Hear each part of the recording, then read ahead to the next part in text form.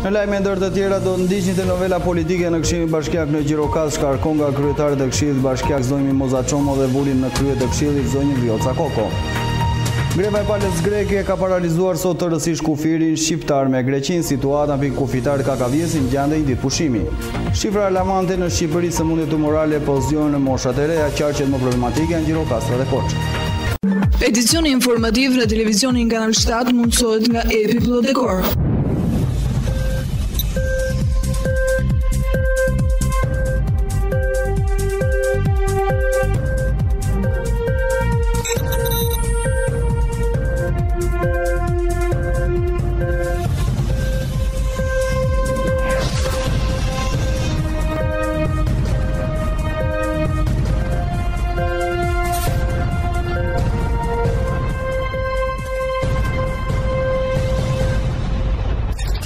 Ju përshëndes të nderuar teleshikues televizioni Kanal 7, jemi në edicionin informativ.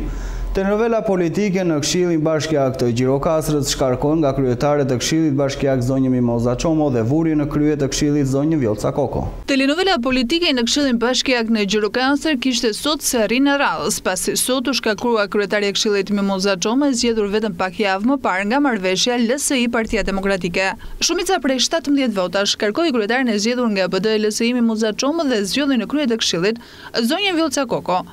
Por si i siguroi votat e shumicës Partia Socialiste në këtë këshill, janë 2 vota që u cilësuan prurë të reja, pasi ju bashkuan mendimit të Partisë Socialiste dhe jo kësaj partie, bëhet fjalë për Vjoca Kokon dhe Rajmunda Klapi, të dyja pjesë e Lëvizjes Socialiste për Integrim.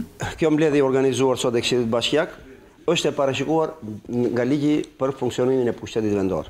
Ne 13 antarë të Këshillit Bashkiak kemi depozituar pranë drejtuese seancës Mimoza Çomos nëpërmjet protokollit, dokumenti i cili ndodhet këtu, kemi kërkuar mbledhjen e jashtëzakonshme të Këshillit Bashkiak.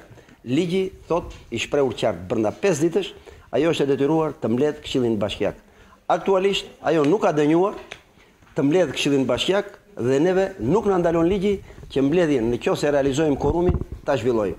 Dhe mbledhjen e zhvilluam. Mbi bazë kërkuat ju këtë mbledhje të jashtëzakonshme? Po, mbledhjen e kërkuam mbi bazën e vendimeve të marra të mbledhjes datës 18/5, ku në mënyrë flagrante është shkelur ligji për shkarkimin e sekretarit, i cili do bëj votim i fshet, po kështu edhe për shkarkimin e 2 antarëve të Këshillit Qarkut përfaqësues të Partisë Socialiste në Këshillin Bashkiak Gjirokaster. Ligji është i shprehur qartë.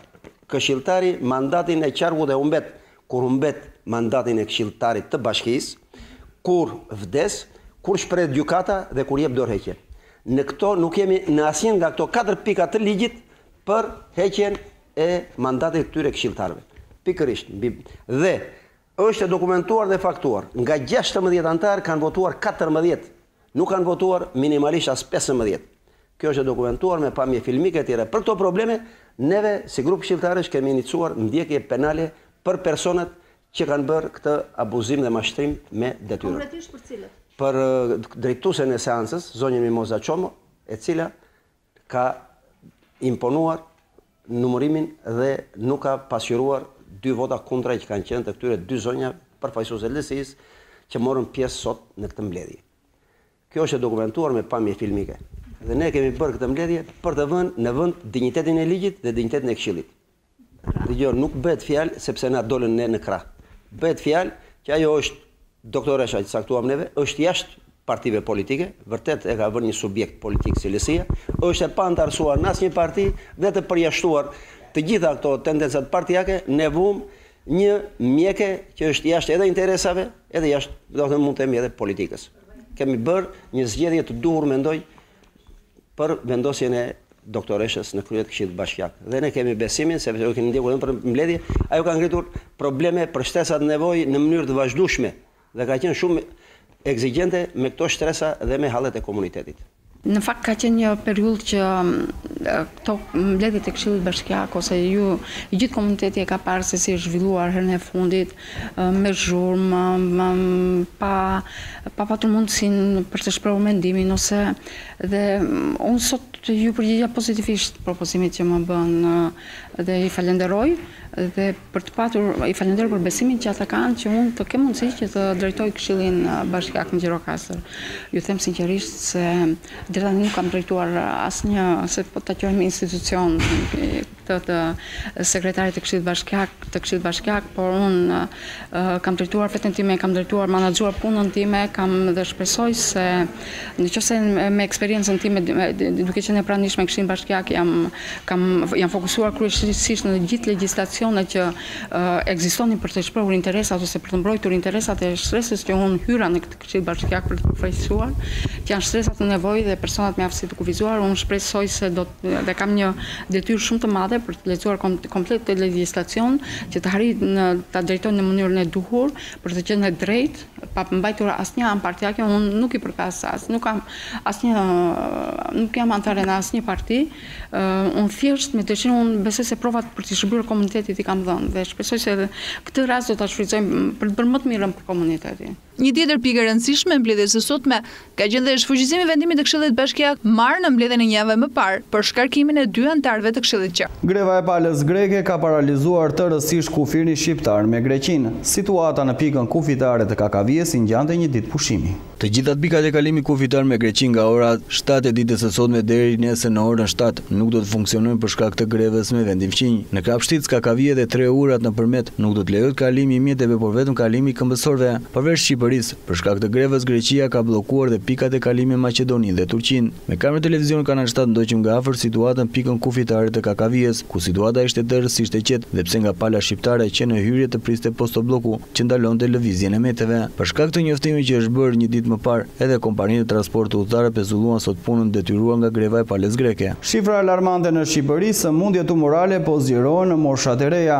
Qarqet më problematike mbeten Gjirokastra dhe Korça. Shëndeti i popullatës shqiptare po kalon një tranzicion të vështirë për shkak të përhapjes me shpejtësi të sëmundjeve që vrasin shpejt, sidomos kardiake dhe neoplazmave, që do thotë tumoralet. Nga viti 2012 në 2017 nga numërjetën nga sëmundjet tumorale mbi 3500 persona çdo vit. Sëmundjet malinje ishin shkaktari 2 të vdekje në Shqipëri gjatë vitit 2017, me një rritje 2.1% në raport me vitin e kaluar. Por teksa popullsia po të kurrë dhe po plaket prej rënies së numrit të lindjeve dhe migracionit, numri i personave që humbasin jetën nga këto sëmundje në rritje, sidomos në moshat e reja. Në vitin 2017, numri i personave që humbën jetën nga sëmundjet tumorale ishin 74 më shumë se në 2016. Neoplazmat më parë ishin sëmundje karakteristike për moshat mbi 60 vjeç, sidomos për duan pirsit, por gjithnjë më shumë sëmundja po prek moshat e reja. Istat raportoi se në 2017 humbën jetën nga tumori 10 të rinj të moshës 10 deri në 14 vjeç, me një rritje 66% në raport me 2016 ku humbën jetën 6 të rinj të moshës së adoleshencës. Gjithashtu të dhënat tregojnë se ka një rritje të vdekjeve nga tumorët për grup mosha 40-60 vjeç. Në vitin 2017 u ndan nga jeta 68 persona të moshës 40-44 vjeç, 10 më shumë se në vitin 2016. Vdekjet u shtuan edhe në grup moshën 55-59 vjeç ku humbën jetën 363 persona. Mjekët në klinikën onkologjike të QSUT-s pohojnë se vitet e fundit ka një shtim të rasteve tumorale, sidomos në moshat e reja. Burimet në onkologjik pohojnë se rastet me kancer janë dhjetëvishuar vitet e fundit dhe statistikat nuk janë të sakta. Shumë persona operohen dhe diagnostikohen jashtë, ndërsa ka shumë raste nga Kosova që trajtohen në Shqipëri. Numrin më të madh të jetëve të humbura nga sëmundjet tumorale ka Tirana për shkak edhe të numrit të madh të banorëve, por prevalenca më të lartë të jetëve të humbura ka qarku i Gjirokastrës, me 2.21 jetë të humbura për 1000 banor. Gjirokastra ka më shumë jetë të humbura për shkak të plakjes së popullsisë me rritjet më të larta se qarqet e tjera. Pas Gjirokastrës vjen Korça me 1.66 të vdekur për 1000 banor. Më pas Shkodra 1.64 për 1000 banor dhe Vlora 1.50 të vdekur. Numrin më të ulët jetëve të humbura për 1000 banor ka Tirana me 0.99 të vdekur për 1000 banor në 2017, më pas Lezhë 1.05 të vdekur për 1000 banor, Durrësi 1.11, Kuksi 1.17 jetë të humbura për 1000 banor. Ekspertët në spitalin onkologjik pohojnë se ndotja e mjedisit dhe dietat ushqimore janë faktorët përgjegjës për kancerin në rritje. Ata pohojnë se rastet më të shumta janë në zonat e ndotura të vendit, sidomos në qytetet industriale si Elbasani, Fieri dhe zonat kufitare të vendit, sidomos me Kosovën. Në vendin tonë kanceri mund të mbahet në nivele të ulta nëse rritet kontrolli mbi sigurinë ushqimore. Të frenojë duanpirja dhe ulet ndotja e mjedisit, rekomandojnë mjekët. Nëse këta faktor nuk frenohen, mjekët pohojnë se vitet të mëvoshme do të jetë një katastrofë e përhapjes së sëmundjes. Përqendrohemi këto momente në zhvillimet më të fundit nga rajoni dhe bota.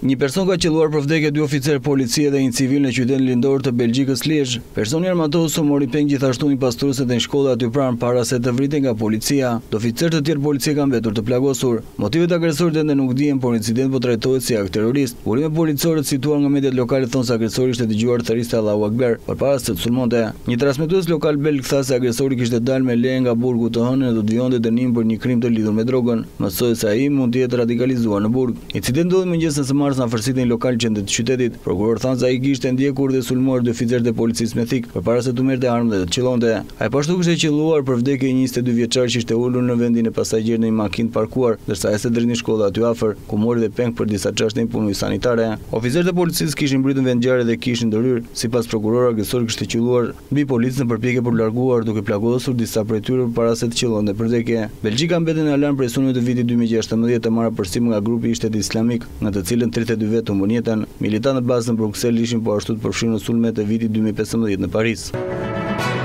Një prej zyrtarëve më të lartë të regjimit të Kim Jong-ut në Korenë e Veriut thuhet se pullton drejt Shtetit Bashkuara mes raportimit për përgatitur takimin mes kreut të Shtetit Komunist dhe Presidentit Amerikan Donald Trump. Agjencia koreane jugore Lajme bëri të ditur se generali Kim Jong-chol pritet të mbrinë në SBA të mërkurën pasi të zhvillojë bisedime me udhëheqës të Kinez në Pekin. Vizita e zyrtarit të lartë të Pyongyang konsiderohet si një sinjal tjetër se takimi mes dy udhëheqësve do të mbahet. Pak ditë më parë kreu shtëpisë së bardhë dhe vuri ndyshim zhvillimi takim planifikuar për datën 12 qershor në Singapur. Por prej këtij momenti po punojnë intensivisht për mundësuar atë që po të ishte përballë e parë mes udhëheqësit Koreas së Veriut dhe presidentit amerikan në detyrë. Përfshirja e mundshme e general negociat do të ishte e rëndësishme pasi do të sinjalizonte dëshirën e Koreas së Veriut për zhvillimet e bisedimeve. Një figurë me shumë ndikim, Kim Jong-chol, shihet shpesh në krah të udhëheqësit koreano-verior, ka marrë pjesë në takime me udhëheqës të Kinës dhe Koreas së Jugut, si dhe është takuar me sekretarin amerikan të shtetit Mike Pompeo në Pyongyang. Ai zyrtar me profilin më të lartë që viziton Shtetet e Bashkuara që për vitin 2010. Militantë palestinez kanë ndërmarrë të martën sulme më të rënda me prita kundër Izraelit prej luftës së vitit 2014 në Gaza, ndërsa forcat izraelite janë kundër përgjigje me sulme ajrore të një përshkallëzuar luftimet pas javëve të tëra të dhunshme në kufi. Tre ushtarë izraelitë janë plagosur copat e prerë pas shpërthimit të fuqisë sipas ushtrisë izraelite, por tjetra mortare raketë lëshon rripin e Gazës, duke shkatëruar rënien e alarmit paralajmërues në zonën jugore të Izraelit për gjatë gjithë ditës. Sa përket viktimës palestineze nuk ka raportime zyrtare. Izraeli ka thënë prekor se nuk do tolerojë të tilla sulme, ndaj dhe avion luftarak kanë goditur më shumë se 30 objektiva që përkasin grupet armatosura, përfshirë një tunel ndërtimin e sipër ndër kufitar sipas justisë hebre. Akuzohet drejt për drejt lëvizjen e domino Gaza Hamas si dhe një grup xhidais islamik pro Iranit për nisjen e sulmeve. Në fakt përgjegjësia për pritat e ngritura nuk e ka marrë ende asnjë organizatë dhe pse ky reagim vjen pasi xhidais islamik janë zotuar ta akmerren për vrasjen e 3 pjesëtarëve të tyre gjatë së dielës në zjarrin e artillerisë së rëndë të hapur ndaj Izraelit. Kryeministri Netanyahu mblodhi shefat e tij sigurisë dhe ministri i shërbimit sekret izraelit, të cilët thasen në pikat më të afra të pragut të luftës që pre konflikti shtatjavor militant palestinez 4 vite më parë. Nëse zjarri në Gaza nuk ndalet, do të na duhet të përshkallëzojmë përgjigjen tonë dhe kjo do të çojë drejtin për keqësimit të ndjeshëm situatës, tha Karc. Rrjeti i njohur i kafeve Salzburg ka mbyllur të martën mbi 8000 filiale në Shtetet e Bashkuara për të trajnuar stafin me qëllim parandalimin e incidenteve racore sikurse ndodhi pak ditë më parë. Muajin e kaluar 2 afro-amerikan shkonin në dyqan të kompanisë Starbucks në Filadelfia për të nuk blenë asgjë. Ata i tha menaxherit e dyqanit se po prisin për një mik të tyre. Atyre kërkohet largoheshin nga dyqani dhe punojës telefonin policinë që çojnë arrestimin e tyre. Kjo nxiti protesta dhe akuza për racizëm ndaj kompanisë Salzburg. Shefi ekzekutivi i kompanisë Starbucks, Kevin Jones, tha se kërkon falje për incidentin. Do të kërkoj falë për komunitetin Filadelfia dhe për gjithë partnerët e mi të Salzburgut. Kjo nuk është dhe nuk do të jetë një pasqyrë i dinjitetit tonë. Ne do të mësojmë nga kjo që do të përmirësojmë, tha ai. Me njëherë pasaj Starbucks njoftoi një ndryshim të politikës së saj, duke pritur çdo kënd që të ulen kafenet e saj, dhe nëse ata nuk blenë asgjë. Afrikano-amerikan që u arrestuan në prill arritën në një marrëveshje në kompaninë Starbucks më parë këtë muaj për një shumë të pazbuluar për një ofertë për arsim universitar falas për secilin prej tyre. Duke pas zhvillimet nga rajonet e bota, përqendrohemi sërish me informacionet në vend. Biblioteka e qytetit kremtoi sot 95 vjetorin të krijimit të saj. U vlerësua sot sakrifica e shumë brezave. Biblioteka e qytetit të Gjirokastrës kremtoi sot 95 vjetorin e lindjes së saj, edhe pse ajo mban emrin e apostol Meksi, të gjithë e njohin si Biblioteka e qytetit, që ka shërbyer kaq shumë brezave. Në fakt, vetëm në vitin 2009 u emërtua apostol Meksi. Ishte një vendim i Këshillit Bashkiak që ky institucion të mbante emrin e folkloristit të njohur apostol Meksi, i nderuar me titullin mirënjohje e qytetit. Drejtori i kësaj biblioteke, Vasi Arziaj, në fjalën e tij kujtoi në pak minuta sakrificën e kaq shumë brezave në shërbim të dijes. Është një ngjarje veçantë e qytetit tonë. Gjirokastra ka qenë e hetur për dije gjithmonë, për kulturë, Dhe këtë e tregojnë dhe fakti sepse nga qyteti ynë ka dalë shumë intelektual të shquar, si Ismail Kadarea, Dritro Agolli, që ka bërë shkollën e mesme këtu. E Kerem Çabej, Musineko Kalari, e sa shkrimtarë të tjerë, të cilët janë të panumër.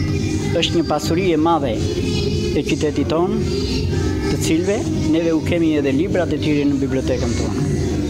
Biblioteka është mjaft e pasur me libra të ndryshëm, artistik, me libra enciklopedik, historik, të ndara këto si që shikoni juve edhe si pas degve të cilat i kanë punuar me kujdesin e veçantin e rrallë, punonjësit e bibliotekës në vite edhe këta që janë sot.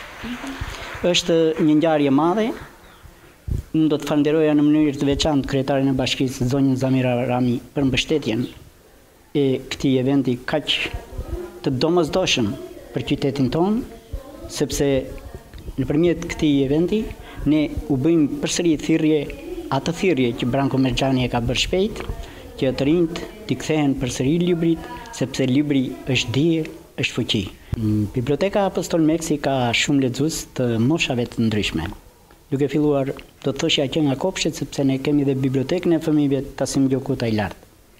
Njëkohësisht nxënësit e shkollave, të rinj, student, intelektual, vinë profesor, doktor, të cilët këtu gjejnë me gjithmonë një thesar, juve shikoni të vendosura këtu në këto skeda edhe libra të rrallë të bibliotekës sonë, të cilët ata marrin dhe titull shkencor si profesor, doktor e tjera. Institucion të nderuar dhe kam kënaqësinë që këtu të ftoj dhe Gendian Llogon, por edhe drejtorin aktual bibliotekës për t'i dorëzuar këtë certifikata. E ftoj Gendin sepse babai i vet ka qenë një prej njerëzve që e kanë dashur me pasion bibliotekën dhe kanë kontribuar për mbarvajtjen e saj dhe pasurimin e saj. Drejtor.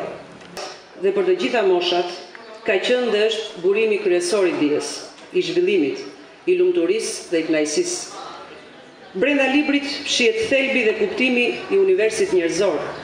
Libri si metafor përmban në thellësitë e veta zgjidhjet e të gjithë dilemave dhe enigmave. Aty ne gjejmë dije që na ndriçojnë në udhkryqjet e jetës. Në funksion të dijes, por edhe që një libër të shërbejë më shumë lexuesve, është ngritur shtëpia e librave, biblioteka, me renditjen harmonike të titujve dhe autorëve. Kur shoqëria njerëzore nuk do të kishte arritur këtë progres, nëse dijet, idet, zbulimet, krijimet e vogla e të mëdha nuk do të përhapeshin nëpër popull e vende të ndryshme nëpërmjet librave. Biblioteka ka një fond të pasur dhe të veçantë me mbi 100.000 ekzemplar. Madje fondi i paraçlirimit ka botime të rralla që ende u shërbejnë intelektualëve për të realizuar studimet e temat e tyre. Në të gjen madje dhe botimeve të vitit 1913 e vazhdim, të cilat trajtojnë teme probleme të kohës, historike, ekonomike. Vlerën në këtë fond përbën edhe publicistika, shtypi dhe periodikët, që fillojnë me gazetën Demokratia në vitin 1920 e deri në ditën e sotme. Të rrallë janë gjithashtu e disa fjalor tepër të vjetër, me moshë mbi 1 shekullore, në gjuhët arabe dhe turqishtën e vjetër. Eurovion të humbasi pikë kundrejt lekut vendas dhe mendohet se shkak janë prurjet informale. Moneda përbashkë ka shënuar sërish një rekord të ri të ulë në tregun vendas sipas kur zyrtar të Bankës Shqipëri një euro kombëhet sot me 126.49 lekë, rreth 0.23 pikë më pak se ditë më parë. Euro nisi ditën e djeshme duke rekuperuar pikë kundrejt lekut vendas pas një jave ku humbi më shumë se 0.53 pikë. Sipas ekspertëve, kursi të këmbimit aktualisht po ndikojnë efekte sezonale. Ata argumentojnë se sezoni turistik ka nisur më shpejt, duke bazuar në curinë shumë vjeçare të kursit të këmbim sipas aktor kryesor të tregut. Nëse euro do të nështrohet trendeve të viteve të mbarshme, dy do të jenë periudhat e dobta për të. Në përfundim të muajit Ramazan, sipas ekspert, pritet që të rritet flukset e turistëve nga Kosova dhe përjetoj do të rriten dhe më te oferta për valutë, ndërsa periudha e dytë parashikohet gushti i cili për muajin ku shkojnë në flukset e migrantëve që kthehen dhe për pushimet si dhe remitanca për të afërmt e tyre. Ekspertët vazhdojnë të qëndrojnë mendim se për shkak të rëndës së valutës janë prurur nga aktivitete jo të lishme dhe shtojnë se zhvillimet në kursin e këmbimit janë jashtë konceptit ekonomik. Aktorët kryesor të tregut pohojnë se për shkak të rëndës së vazhdueshme të euros individ që kanë kursim me valutë kanë nisur të këmbej në monedhë vendase për shkak të frikës së rënies së mëtejshme. Dollari amerikan shtoi rekord të ri në tregun vendas. Një dollar u këmbyi me 109.6 lekë, rreth 1.17 lekë më shumë se një ditë më parë, duke rikuperuar pikë në vlerësim që pati në muajin më parë 2018. Ekspertët e këmbimit valutar argumentojnë se moneda e gjelbër do të jetë në ndikim në zhvillimin ndërkombëtare. Aktualisht euro është dëbësuar në tregje ndërkombëtar për shkak të fitores së partive të ekstremit të majtë në Itali, ndërsa dollari ka reflektuar besim të investitor për zhvillimin pozitiv për të arritur një marrëveshje midis SBA-s dhe Koreas për armë bërthamore. Përqendrojmë këto momente tek parashikimi i motit ku grafika na njeh me motin për 3 ditët në vijim.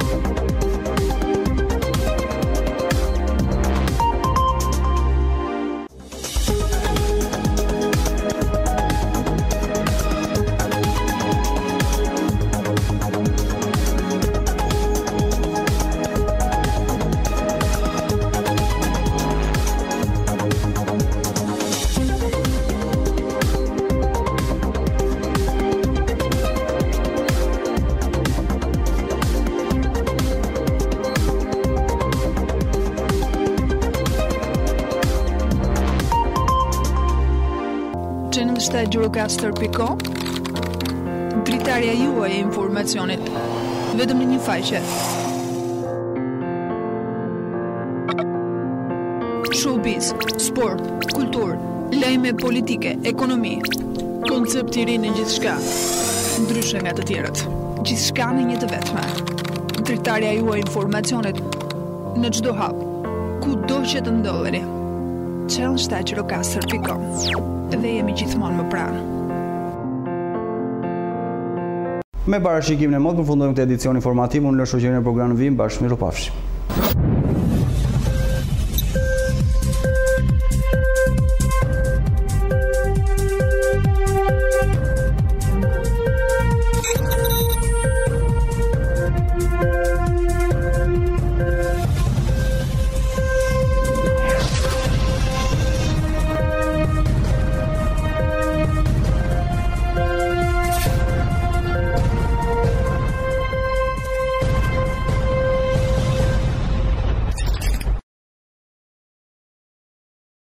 Edicioni informativ në televizionin Kanal 7 mundësohet nga epi Plot Dekor.